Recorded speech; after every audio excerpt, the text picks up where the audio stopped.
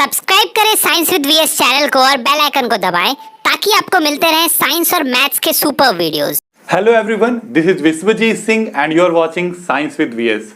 तो आज जो है हम लोग केमिकल रिएक्शंस एंड इक्वेशन का 5th पार्ट और जो कि आखिरी पार्ट है इस चैप्टर का वो करने वाले हैं। यहाँ पे हम लोग क्या करेंगे, अब तो सोच रहे होंगे सारे टॉपिक्स तो पहले ही डिस्कस हो चुके हैं, तो अब हम लोग क्या करने वाले हैं, यहाँ पे हम लोग जो है जितने एक्टिविटीज गिवन है आपके एनसीईआरटी बुक में उनमें से जो इंपॉर्टेंट एक्टिविटीज हैं इस चैप्टर के वो करने वाले हैं। क्यों? क्योंकि इनसे ही डायरेक्टली क्वेश्चंस आते हैं। अगर हम बात करें कि पिछले ईयर के क्वेश्चंस की, तो ये जो एक्टिविटीज हैं बहुत ज़्यादा इंपॉर्टेंट है, इनसे डायरेक्टली क्वेश्चन पूछ लिया जाता है। आपसे क्या दो चीज़ें पूछ सकते हैं, एक ऑब्जर्वेशन और दूसरा रिएक्शन या रीजन, कि ये हम अगर कोई एक्टिविटी कर रहे हैं, जैसे कि अभी यहाँ पे हम एक करने वाले हैं, ठीक है, फेरस सल्फेट को अगर हम हीट कर रहे हैं तो फेरस सल्फेट के क्रिस्टल्स में क्या चेंज आपको देखने को मिलेगा और अगर वो चेंज हुआ तो क्यों हुआ, इसका रीजन वहां पे आपको लिखना होता है। तो यही चीज हम लोग यहाँ पे डिस्कस करेंगे, सारे एक्टिविटीज 1 बाय 1 स्टार्ट करते हैं। सबसे पहले हम लोग यहाँ पे कर रहे हैं हीटिंग ऑफ फेरस सल्फेट, ठीक है, फेरस सल्फेट क्रिस्टल्स को हीट करना। सबसे पहले आपको फेरस सल्फेट क्रिस्टल्स का जो फॉर्मूला है वो पता होना चाहिए, क्या है, FeSO4.7H2O, ठीक है। ये जो है हमारे पास फेरस सल्फेट के क्रिस्टल्स हैं और यहाँ पे जो ये 7H2O हैं ये क्या है, ये वाटर ऑफ क्रिस्टलाइजेशन है, ठीक है। इसके बारे में आप आगे के चैप्टर्स में अच्छे से पढ़िएगा डिटेल में, पर इनका एक फंक्शन होता है जो आपको पता होना चाहिए कि वाटर ऑफ क्रिस्टलाइजेशन ही कलर प्रोवाइड करता है किसी भी क्रिस्टल को। जैसे ये क्रिस्टल है किसका, फेरस सल्फेट का क्रिस्टल है, इनका कलर कौन सा होता है, ग्रीन होता है। एक बात और, जितने भी रिएक्शंस आपको दिख रहे हैं आपके बुक में, एनसीईआरटी बुक में, सारे रिएक्शंस को with colour change and order change, मतलब स्मेल का चेंज के साथ, कलर के चेंज के साथ लिख लीजिए कि ये रिएक्शन हुआ, यहाँ पे क्या कलर था, अब क्या कलर आया और क्या स्मेल प्रोड्यूस हुआ, इसको लिख लीजिए और आपको बहुत ही अच्छा हो जाएगा आपके एग्जाम के पॉइंट ऑफ व्यू से, ठीक है। स्टार्ट करते हैं। पहले हम लोग यहाँ पे बात कर रहे हैं कि फेरस सल्फेट का जो कलर है वो ग्रीन होता है। तो सबसे पहले अगर हम बात करें कि हीटिंग ऑफ, अगर आपको बोला जाए कि स्ट्रॉन्ग हीटिंग कर रहे हैं, हीटिंग भी नहीं, strong heating of ferrous sulphate crystals अगर किया जाए तो क्या होगा, क्या ऑब्जर्वेशन देखने को मिलेगा। सबसे पहले यहाँ पे हमने ऑब्जर्वेशन लिख दिया है कि colour of ferrous sulphate crystals changes to brown, ठीक है। ये जो कलर है ये ब्राउन कलर में चेंज हो जाता है, डायरेक्टली ब्राउन चेंज नहीं होता है, एक बार व्हाइट में चेंज होता है फिर ब्राउन में चेंज होता है। अभी हम लोग इसका रिएक्शन के साथ समझेंगे। इसके बाद जो स्मेल है वहां से हमको रोटन एग का स्मेल आता है। किसका स्मेल आता है, प्रोड्यूस होता है एंड प्रोड्यूसेस, आप कह सकते हैं, स्मेल ऑफ रोटन एग, सड़े हुए अंडों का स्मेल आता है जब आप इसको करते हैं, क्या करते हैं, फेरस सल्फेट को हीट करते हैं, स्ट्रांगली हीट करते हैं। तो ऐसा होता क्यों है, सबसे पहले देखिए क्या होता है कि इसका हम रीजन या रिएक्शन अगर हम बात करें तो जो हमारा FeSO4 है .7H2O, जैसे ही आप इसको हीट करते हैं, हीटिंग स्टार्ट करते हैं, तो ये जो आपका वाटर ऑफ क्रिस्टलाइजेशन है ये केमिकली अटैच नहीं होता। ये जो डॉट हम यहाँ देते हैं, इस डॉट का मतलब होता है फिजिकल अटैचमेंट। फिजिकल अटैचमेंट मतलब जरा सा हीट कीजिए ये इवेपोरेट हो जाएगा, ये बेचारा अलग बच जाएगा। ये किस कलर का था, ये ग्रीन कलर का था, ये जो ग्रीन कलर का था ये हीट हुआ तो क्या बचा, FeSO4 बचा। जैसे ही वाटर ऑफ क्रिस्टलाइजेशन, किसी भी केमिकल से अगर वाटर ऑफ क्रिस्टलाइजेशन चला जाए तो वो किस कलर का हो जाता है, वो व्हाइट कलर का हो जाता है, ठीक है। तो यहाँ पे ये व्हाइट कलर का हो गया आपका फेरस सल्फेट क्रिस्टल्स, किसमें चेंज हो गए, व्हाइट कलर में हीटिंग करने। तो यहाँ पे हम लोग फेरस सल्फेट के जो क्रिस्टल्स हैं इनको स्ट्रांगली हीट कर रहे हैं। यहाँ पे हमको व्हाइट कलर मिल गया, फिर से हम इसको जो है फेरस सल्फेट को क्या कर रहे हैं, स्ट्रांगली हीट कर रहे हैं। स्ट्रांग हीटिंग का मतलब है कि हीटिंग जो है काफी लंबे समय तक है। हीटिंग स्ट्रांग कैसे कर सकते हैं, एक बार आप माचिस जलाए, किसी को दिखाए, हटा दिए, उसको स्ट्रॉन्ग हीटिंग नहीं बोलेंगे। बहुत देर तक हीटिंग का प्रोसेस चल रहा है उसको स्ट्रॉन्ग हीटिंग बोलते हैं। स्ट्रॉन्ग हीटिंग का मतलब यही होता है। तो हमने थोड़ा सा जैसे हीट होता है फेरस सल्फेट का क्रिस्टल, तो क्या होता है उसमें, उसको हीट मिलता है, ये वाटर इवेपोरेट हो जाता है, व्हाइट कलर में चेंज हो जाता है। पर फिर जब स्ट्रॉन्ग हीटिंग जारी है तो क्या होगा, अब क्या होगा कि ये फेरिक ऑक्साइड में चेंज हो जाता है, Fe2O3, ठीक है। और साथ में क्या हो रहा है कि ये जो आपका है यहाँ पे दो गैसेस रिलीज होने लग जाते हैं, सल्फर डाइऑक्साइड और सल्फर ट्राइऑक्साइड। तो ये जो कलर था ये ग्रीन से पहले व्हाइट हुआ, ठीक है। ये मतलब बहुत ही कम टाइम के लिए ये कलर रहता है, इसलिए दिखाई भी नहीं देता, पता भी नहीं लगता है कि व्हाइट कलर हुआ, ठीक है। और लास्टली इसका क्या कलर हो जाता है, ये ब्राउन कलर में चेंज हो जाता है और साथ में यही दो गैसेस जो हैं, इन्हीं दोनों गैसेस का जो स्मेल है वो रोटन एग की तरह होता है। तो यही रीजन है यहाँ पर, ठीक है। इसको बैलेंस करना है तो यहाँ पे 2 लगा दीजिए, ये बैलेंस हो जाएगा।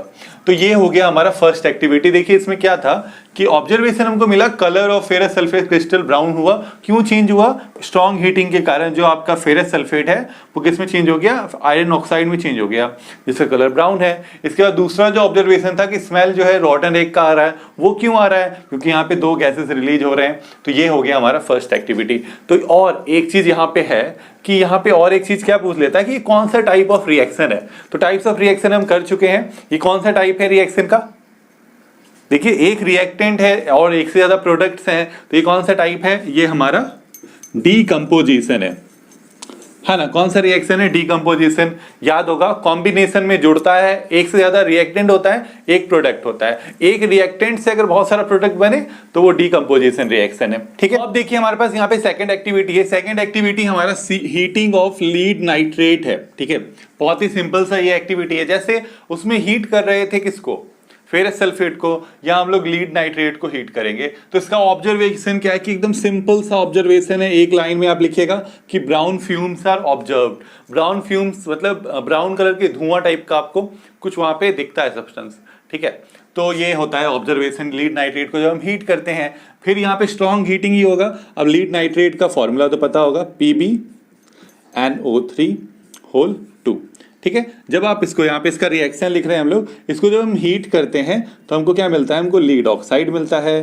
लीड ऑक्साइड के साथ क्या मिलता है? नाइट्रोजन डाइऑक्साइड मिलता है। साथ में क्या मिलता है? ऑक्सीजन मिलता है। तो यही जो हमारा नाइट्रोजन डाइऑक्साइड है, ये किस कलर का होता है? ये ब्राउन कलर का होता है। ये ब्राउन फ्यूम्स की तरह अपेयर होता है, ठीक है। तो देखिए ये इससे पहले जो हमने रिएक्शन किया और ये जो रिएक्शन किया, ये दोनों अल्टरनेट करके आते हैं। कभी ये पूछ लिया जाता है, कभी वो पूछ लिया जाता है। दोनों ही बहुत ज्यादा इंपॉर्टेंट रिएक्शंस हैं।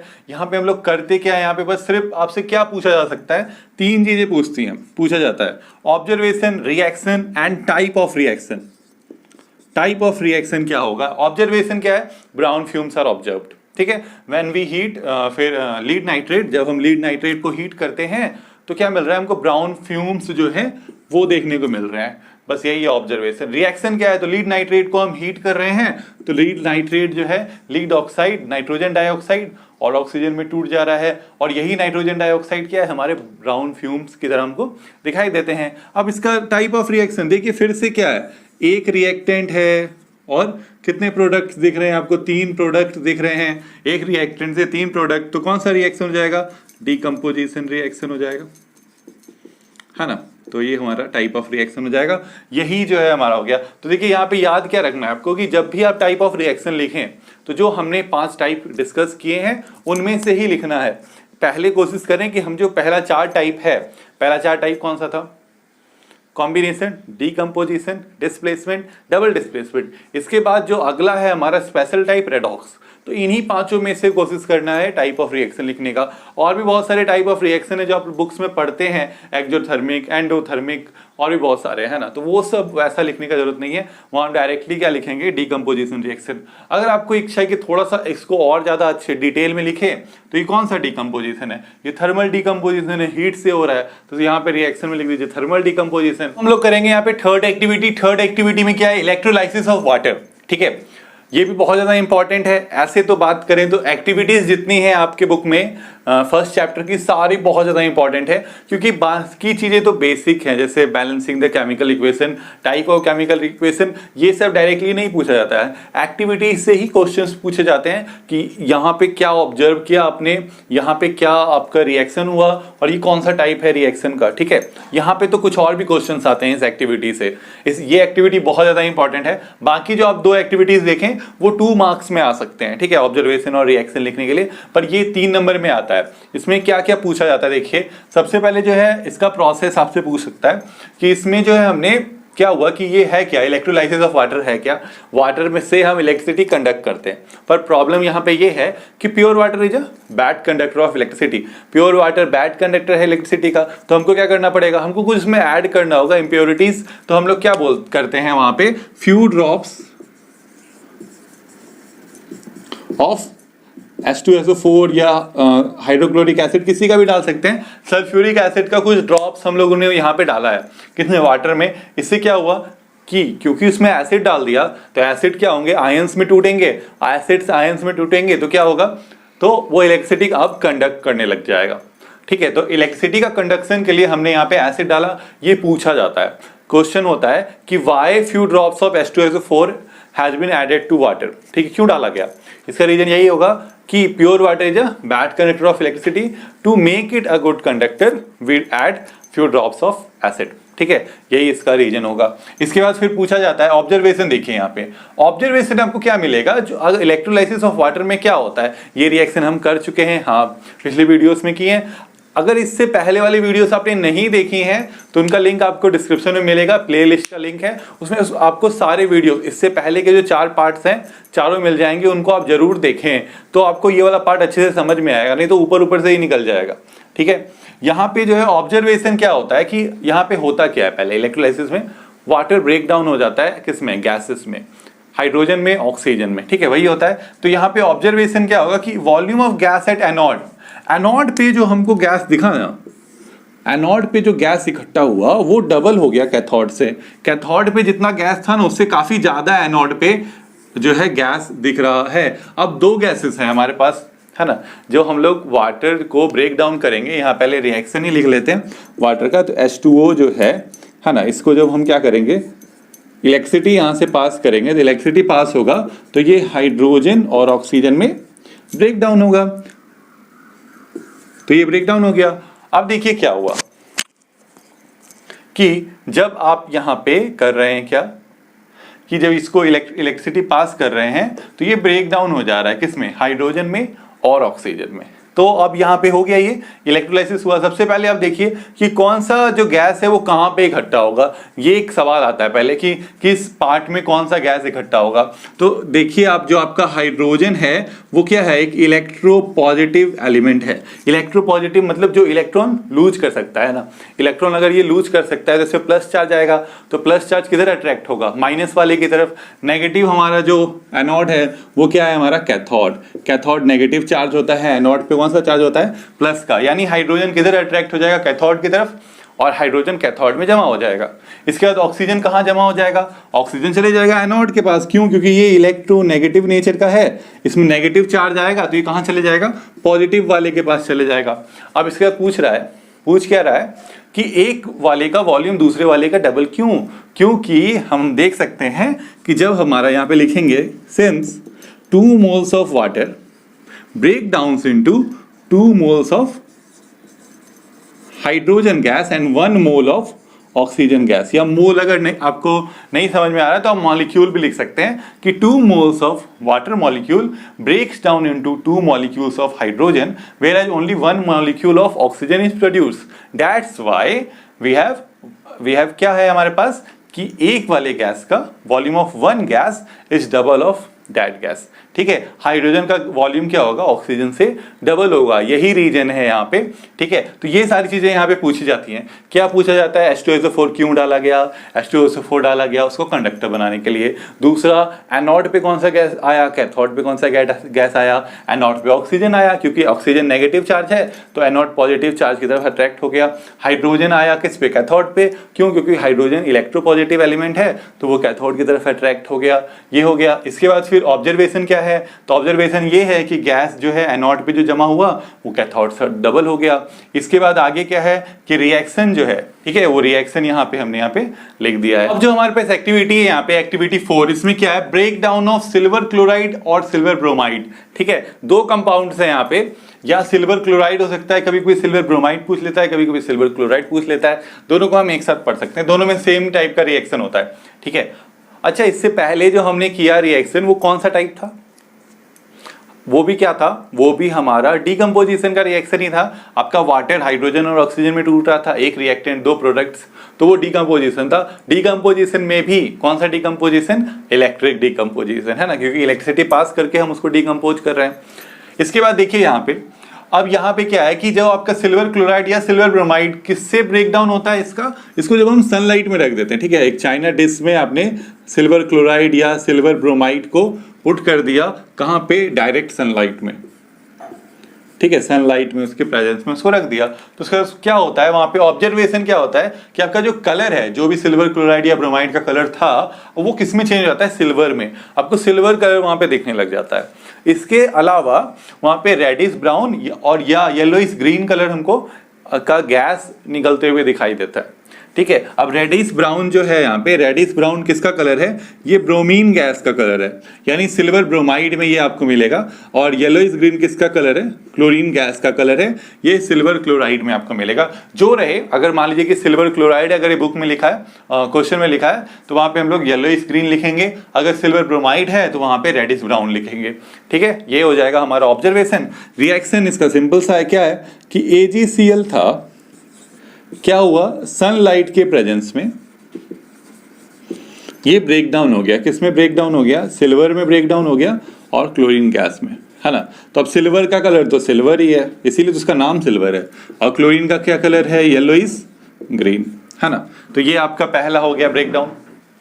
ये हो गया सिल्वर क्लोराइड का। अगर सिल्वर ब्रोमाइड हो तो वही सेम चीज, सेम ही सनलाइट के प्रेजेंस में क्या हो जाएगा आपका, यहाँ पे सिल्वर और ब्रोमीन गैस जो है वो अलग अलग हो जाएगा। अब ब्रोमीन गैस का क्या कलर है, रेडिश ब्राउन कलर है, सिल्वर का तो कलर सिल्वर ही है ना।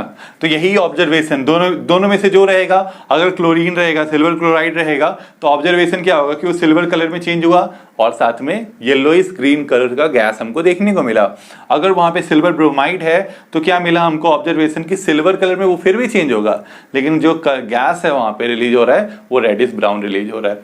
तो ये है हमारा, देखिए यहाँ पे एक्टिविटी 5। एक्टिविटी 5 में हम लोग क्या करने वाले हैं, reaction of iron and copper sulphate, iron और कॉपर सल्फेट का रिएक्शन। पर इससे पहले जो हमने एक्टिविटी किया था वहां पे क्या हुआ कि आपका जो सिल्वर क्लोराइड था वो ब्रेक डाउन हुआ था सिल्वर और क्लोरीन में, सिल्वर ब्रोमाइड ब्रेक डाउन हुआ था सिल्वर और ब्रोमीन में। तो वहां पे वो कौन सा रिएक्शन था, वो डीकंपोजिशन रिएक्शन था। बिल्कुल, कौन सा डीकंपोजिशन, सनलाइट की मदद से हो रहा है, फोटो की मदद से हो रहा है, तो कौन सा डीकंपोजिशन होगा, फोटो डीकंपोजिशन होगा। ठीक है, तो अब यहां पे जो है हमारे पास reaction of iron and copper sulphate, iron and copper sulphate का जो रिएक्शन होता है उसका एक्टिविटी, तो उसके लिए क्या करते हैं हम लोग, कॉपर सल्फेट का सॉल्यूशन बनाते हैं। कॉपर सल्फेट का सॉल्यूशन हमने टेस्ट ट्यूब में ले लिया है और उसमें क्या डाल दिया, आयरन नेल डिप कर दिया है। ठीक है, आयरन नेल को लटका दिया है। अब कॉपर सल्फेट का जो सॉल्यूशन होता है, इसका कलर क्या होता है, ब्लू होता है। ठीक है, ब्लू कलर का वो सॉल्यूशन बनता है। अब देखिए क्या हुआ, कॉपर सल्फेट का सॉल्यूशन में जब आपने आयरन नेल डाला और कुछ समय तक के लिए उसको छोड़ दिया, तो सबसे पहले ऑब्जर्वेशन क्या होगा, पहला ऑब्जर्वेशन है कि blue colour of copper sulphate fades.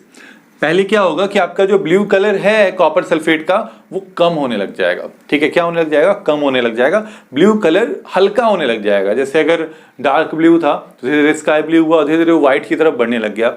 और फिर धीरे धीरे क्या हुआ कि वहां पे आपको दूसरा कलर अपेयर होने लग गया। कौन सा कलर है वो, ग्रीन कलर, ग्रीन का कलर वहां पे अपेयर होने लग गया। First observation. सेकंड ऑब्जर्वेशन है कि ब्राउन कोटिंग जो है ये ऑब्जर्व किया गया कहां पे, आयरन नेल के ऊपर। वो जो आयरन नेल हमने डाला है उस पे क्या हुआ, ब्राउन कलर का कोटिंग हमको देखने लग गया। तो ये तो हो गया ऑब्जर्वेशन। तो इसका रीजन क्या है, रीजन हमको पता लग गया कि रिएक्शन से। चलिए रिएक्शन लिखते हैं। रिएक्शन हो गया कॉपर सल्फेट का सॉल्यूशन। कैसा सॉल्यूशन, एक्वस सॉल्यूशन। इसमें जैसे ही आपने आयरन डाला तो यहाँ पे रिएक्शन हो गया डिस्प्लेसमेंट रिएक्शन। यहाँ पे आयरन ने कॉपर को डिस्प्लेस कर दिया और वो क्या बना लिया, उसने फेरस सल्फेट बना लिया जो कि एक्वस सॉल्यूशन है उसका। अब कॉपर जो है बेचारा अलग हो गया। तो यही कॉपर जो अलग हो रहा है, ये कॉपर कहां जाके आयरन नेल के ऊपर जाके जमा हो जाता है, चिपक जाता है। तो यही ब्राउन कोटिंग जो भी हम लोग बोल रहे हैं कि ये ब्राउन कोटिंग किसका है, ये कॉपर का है। किस पे है, आयरन नेल के ऊपर है। फर्स्ट, ये सेकंड ऑब्जर्वेशन क्लियर हो गया। फर्स्ट ऑब्जर्वेशन तो बिल्कुल क्लियर हो गया होगा, ये शुरू में ही बताया कि फेरस सल्फेट का कलर क्या होता है, ग्रीन होता है ना। तो ये किस कलर का अपेयर हो गया, आपका जो सॉल्यूशन है वो ग्रीन कलर का दिखने लग गया। यही रीजन है, क्या रीजन है, क्योंकि वहां पे फेरस सल्फेट फॉर्म हो गया।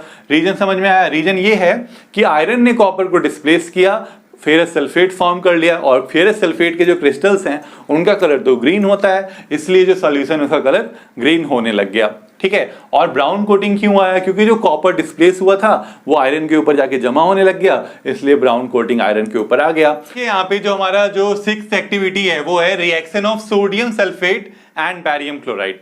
सोडियम सल्फेट और बैरियम क्लोराइड का रिएक्शन, ये भी बहुत ही सिंपल सा रिएक्शन है। यहाँ पे सबसे पहले देखिए सोडियम सल्फेट का सॉल्यूशन बना लेते हैं हम लोग वाटर में, और बैरियम क्लोराइड का भी सॉल्यूशन बना लिया हमने वाटर में, दोनों का एक्वस सॉल्यूशन बना लिया। अब क्या किया, इसको जो है इसमें पुट कर दिया। तो आप देखिए सबसे पहले ऑब्जर्वेशन क्या होगा, ऑब्जर्वेशन है हमारा व्हाइट प्रेसिपिटेट इज फॉर्म्ड। ठीक है, क्या होगा कि जो आपका बॉटम है यहाँ पर, वहां पे व्हाइट कलर का प्रेसिपिटेट फॉर्म हो जाएगा।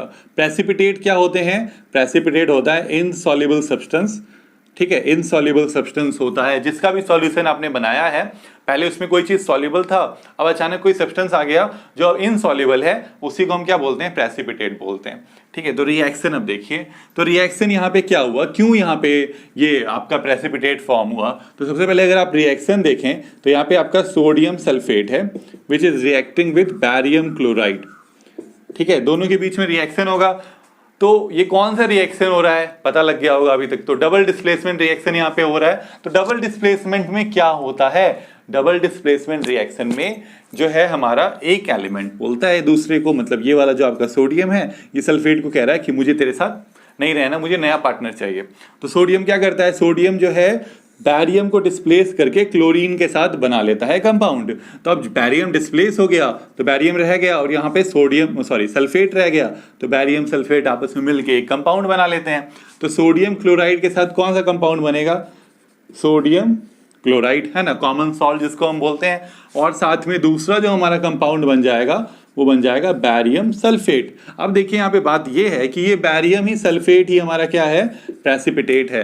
बैरियम सल्फेट जो है ये इनसॉल्युबल होता है वाटर में, ये पानी में घुलता नहीं है। तो जैसे ही आपका रिएक्शन होगा तो क्या होगा, बैरियम सल्फेट फॉर्म हो जाएगा, और इस रिएक्शन को हम प्रेसिपिटेट रिएक्शन भी बोलते हैं। क्यों बोलते हैं, क्योंकि यहाँ पे प्रेसिपिटेट फॉर्म हो रहा है। ठीक है, ऑब्जर्वेशन क्या हुआ, व्हाइट प्रेसिपिटेट फॉर्म हुआ। उसके बाद रिएक्शन क्या था, तो सोडियम सल्फेट बैरियम क्लोराइड के साथ रिएक्ट किया, सोडियम क्लोराइड और बैरियम सल्फेट बन गया। इसके बाद ये रिएक्शन का टाइप क्या है, डबल डिस्प्लेसमेंट है। और इंपॉर्टेंट बात क्या है कि यहाँ पे एक्वस सॉल्यूशन फॉर्म हुआ। अगर आप बिना एक्वस सॉल्यूशन, मान लीजिए कि आपने सोडियम सल्फेट का सॉल्ट ले लिया, बैरियम क्लोराइड का सॉल्ट ले लिया, दोनों को मिक्स कर दिया, कोई रिएक्शन नहीं होगा। रिएक्शन कब होगा, जब आप उसको पानी में घोल के कराइएगा रिएक्शन। ठीक है, अब हम लोग करने वाले हैं 7th एक्टिविटी, जो कि लास्ट एक्टिविटी है आज के वीडियो का। ठीक है, तो यहाँ पे जो 7th एक्टिविटी है ये 2 पार्ट में डिवाइडेड है।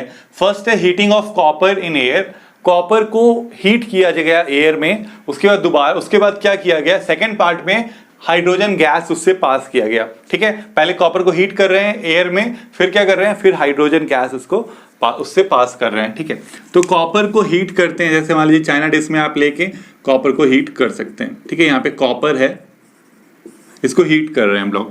तो हीटिंग करेंगे तो सबसे पहले क्या होगा, ऑब्जर्वेशन, हमको फर्स्ट पार्ट का बात कर रहे हैं हम लोग, heating copper in air. Air में जैसे हीट करेंगे तो copper becomes black, copper black colour का दिखने लग जाएगा थोड़ी देर के बाद। वो क्यों हुआ ऐसा, तो चलिए देखते हैं, उसका रिएक्शन लिखना होगा।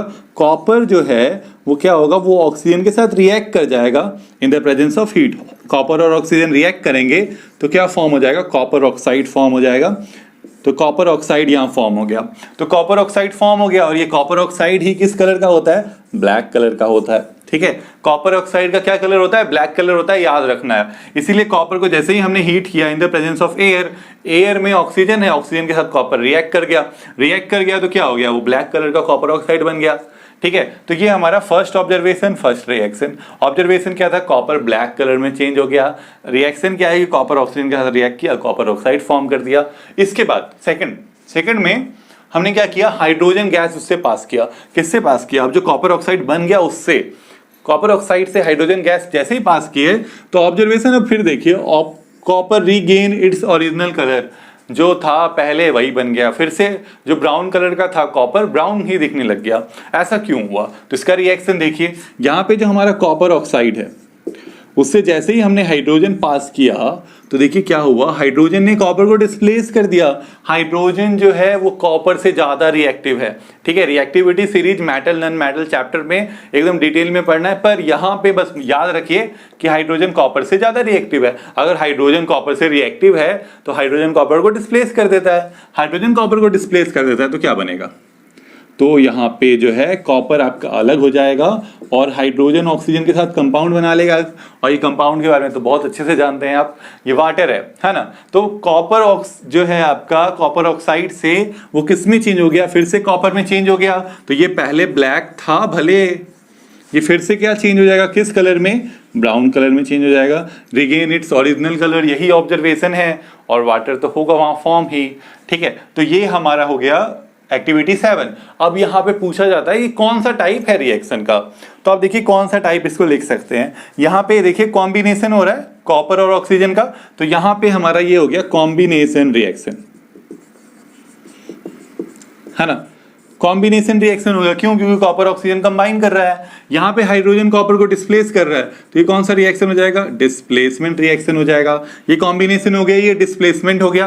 पर इसके अलावा भी ये टाइप कौन सा टाइप में आ रहा है, ये रेडॉक्स रिएक्शन का टाइप में आ रहा है। देखिए ऑक्सीजन जो है कॉपर से कंबाइन हो रहा है, कॉपर ऑक्साइड हो रहा है, ऑक्सीडाइज हो रहा है, तो वो रेडॉक्स रिएक्शन हो रहा है। यहाँ पे हाइड्रोजन कॉपर से ऑक्सीजन छीन रहा है, तो कॉपर रिड्यूस हो रहा है, हाइड्रोजन ऑक्सीडाइज हो रहा है, तो यहाँ पे भी रेडॉक्स रिएक्शन हो रहा है। तो आप इसको लिख क्या कह सकते हैं, इसको आप रेडॉक्स रिएक्शन लिख सकते हैं। मतलब बेसिकली दोनों रिएक्शंस रेडॉक्स रिएक्शन भी हैं, पर अगर हम चार जो हमारे बेसिक टाइप है उसके हिसाब से लिखें तो कॉम्बिनेशन और डिस्प्लेसमेंट रिएक्शन है। तो यहाँ पे जो है आज का वीडियो फिनिश होता है। ये हमारे थे 7 एक्टिविटीज, जो मतलब इस और एक्टिविटीज हैं आपके बुक में, पर ये 7 बहुत ज्यादा इंपॉर्टेंट है। इसके अलावा जो एक्टिविटीज हैं वो बहुत ही सिंपल है, आप आसानी से पढ़ के समझ सकते हैं, पर ये 7 बहुत ज्यादा इंपॉर्टेंट थे, इसलिए आपको आज की वीडियो में मिले ये अगर आप 7 कवर कर लेते हैं, इसके अलावा आप जो टाइप्स ऑफ रिएक्शन वाला जो वीडियो मैंने डाला है वो अगर पूरा कवर कर लेते हैं तो मार्क्स आपका कहीं नहीं कटने वाला है इस चैप्टर में। बस इतना सा ही आपको अच्छे से कवर करना है। एक बात और है कि जब भी देखिए मैंने रिएक्शन लिखा है तो उसको बैलेंस करके लिखा है। बैलेंस करना रिएक्शंस को बहुत ज्यादा इंपॉर्टेंट है। अगर आप एग्जाम में बिना बैलेंस किए लिख देते हैं तो वहां पे मार्क्स कटता है, इसीलिए सबसे पहले आपको चैप्टर में बैलेंसिंग सिखाया गया है, ठीक है। वो भी आप देख सकते हैं। तो वीडियो को देखने के लिए बहुत बहुत थैंक यू। वीडियो को लाइक कर दें, चैनल पे नए हैं तो प्लीज सब्सक्राइब करें और खूब सारा शेयर करें अपने फ्रेंड्स के साथ।